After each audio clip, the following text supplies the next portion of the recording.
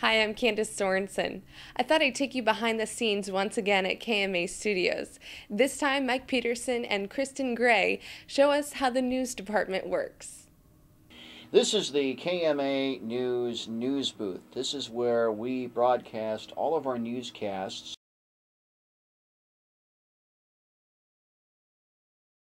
One of the biggest stories we've covered over the last several months has been the fight to save Clarinda's Mental Health Institute.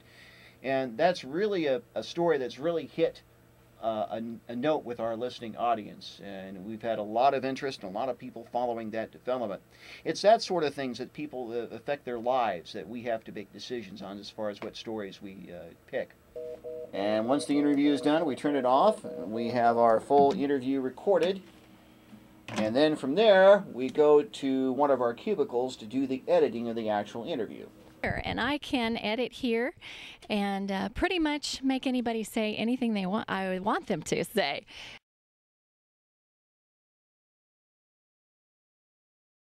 And remember the mall shooting at the Westroads Mall, the Von Mauer store, greatly impacted us as a news department. So that's very difficult when a tragedy happens, or you're reporting on an accident, death, and you're reading the newscast live on air, and you just have to skip over and go quickly to the next story without pause and without reflection to think, wow, someone just died.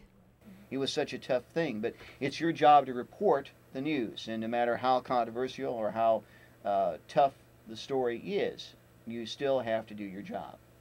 And this is something you would find if you had to read a newscast on our news, either live or taped, the complete text, the forecast, and of course we do include sound bites if we're going to read sound bites on the air. Everything is just right on the computer screen now.